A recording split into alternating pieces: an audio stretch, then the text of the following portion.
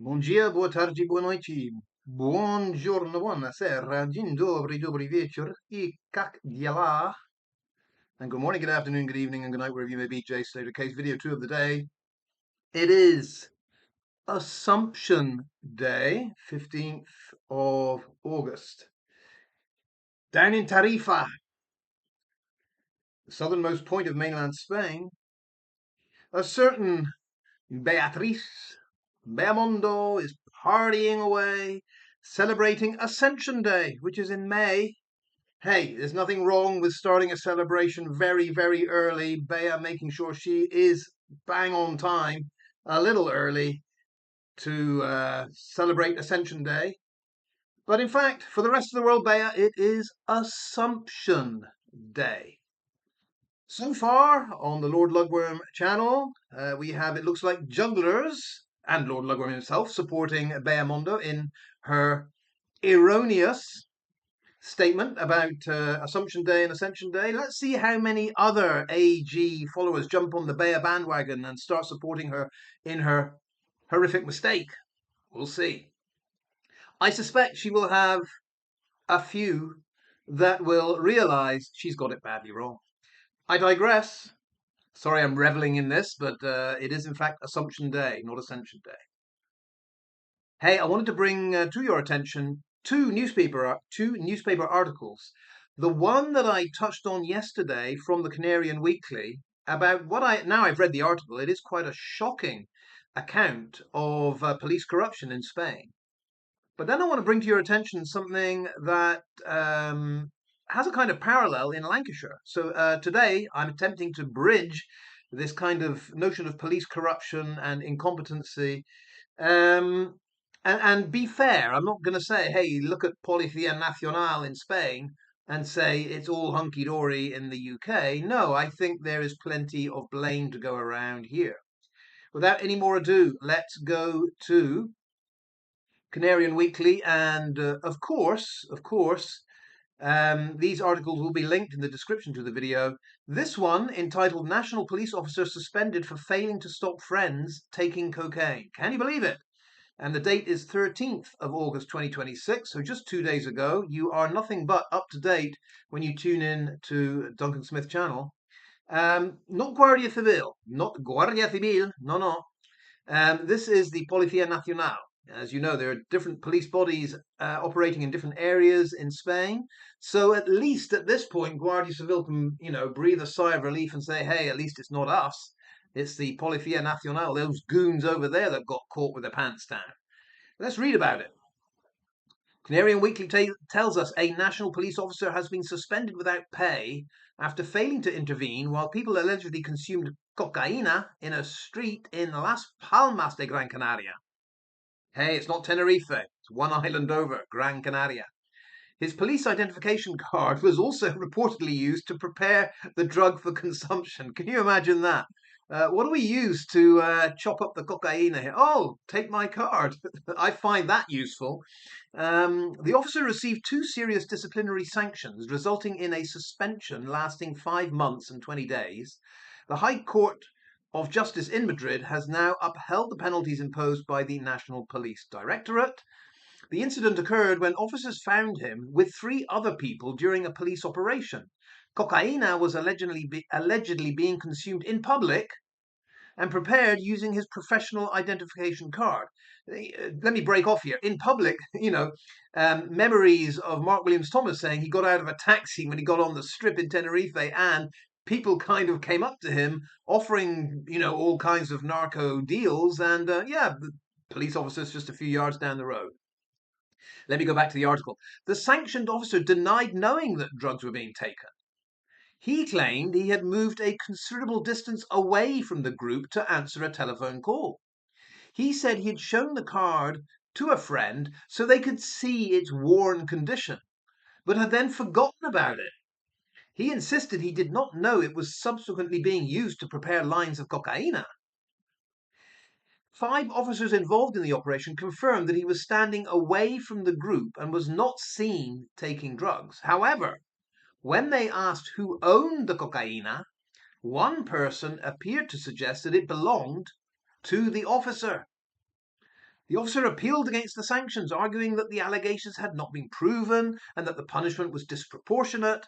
State lawyers opposed the appeal, citing inconsistencies and changes in the accounts given by the officer and his acquaintance. They argued it was unlikely that he'd failed to notice people consuming drugs just 50 centimetres away, particularly as he had recently travelled with them in the same vehicle. The court found that it was irrelevant whether drugs had been discovered on the officer or whether he was seen taking them. The disciplinary action related to his failure to intervene and the use of his identification card to prepare the cocaina. Well, with police officers like that on duty in the Canaries, who really has any hope that justice will be done? But these, let me remind you, are the professionals. The professionals that the accident group keep telling us we must put total faith in. You know, the J. Slater case was handled by professionals. My only point is, among that group of professionals are a very unreliable bunch of crooks. Whether we're talking about the Guardia Civil, whether we're talking about Policía Nacional, whether we're talking about the Policía Municipal, Policía Local, whichever layer you have, there's enough rotten apples in there to make me think that cases like the J. Slater case, it's fingers crossed that you've got the right, honest, honourable police officers that are dealing with it. Because one rotten apple in the whole investigative process or search process ruins the whole barrel, in my opinion. Now, as I said, let's not point the finger of blame in one direction. Let's have a quick look at what's happening in the UK. Is it any better there? Maybe, maybe not. It's from the same date, 13th of August, 2 days ago. As I say, you're nothing but up to date on this channel. The headline, Lancashire police officer among 7 in court on drugs charges. And the reporter is Nat Goodlad. As I said, I will put a link in the description to the article so you can read it at your leisure. And I believe the Oxford Mail is the media outlet that is handling this story. Let's just read it through, shall we? A Lancashire police officer with alleged links to an organised crime group is due in court to face 2 corruption-related charges following an independent Office for Police Conduct-directed investigation. PC Hakim Mahmood, 30, who was investigated by Lancashire Constabulary's Anti-Corruption Unit, will appear at Burnley Crown Court tomorrow, August 14th. Well, good old Burnley. Good old Burnley, eh? The Burnley crew, as Ayub referred to them. Yes.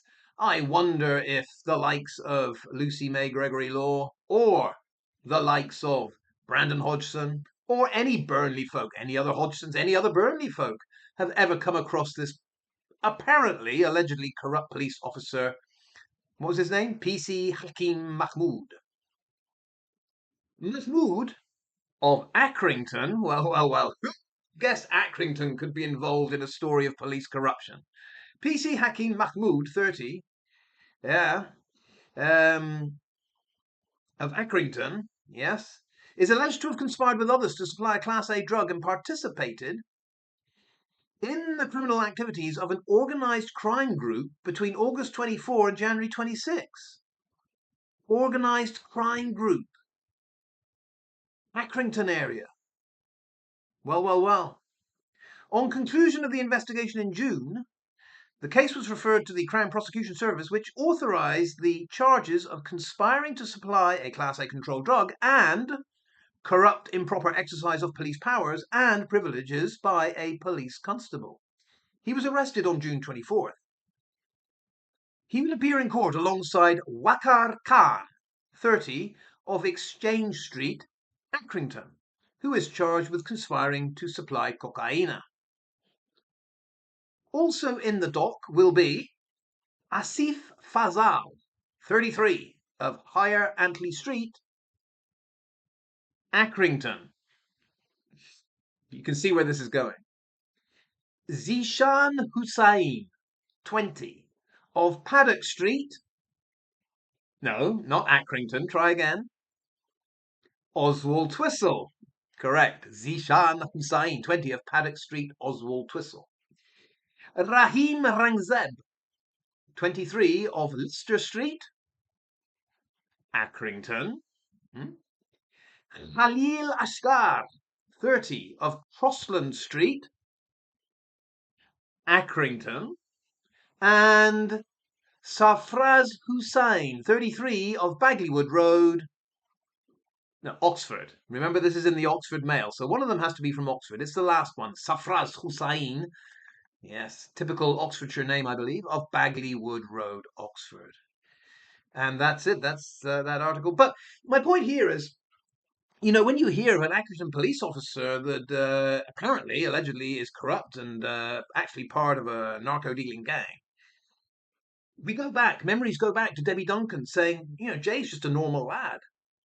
And I made the point, I said, well, those of us that are shocked by all this kind of behavior, do we have to adjust our definition of normality, normalcy?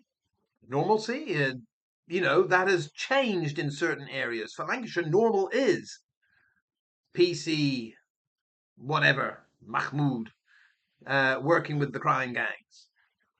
That normality is exactly that, young teenage lads are out there dealing, maybe, using, maybe, living that life. Debbie Duncan saying, we're just a normal family. Yeah, we all work. Normal house, normal son, normal lifestyle. But I'm beginning to think that word normal means something very, very different in places like Oswald Twistle and Accrington. I'm not judging everyone, of course not. I'm just saying there seems to be an abundance of these types of stories that pops up fairly regularly, whether it be Tenerife, Islas Canarias, or whether it be Oswald Twistle, Accrington, Lancashire. Yeah, Tom Hilton, the boy that received a gash. Debbie said a gash to his head. His skull was exposed. To me, that means brains about to pour out. Normal. All normal. Nothing to see here. This is all normal. What a world we live in. I will leave it there. Hasta la próxima. Hasta la vista. See you next time.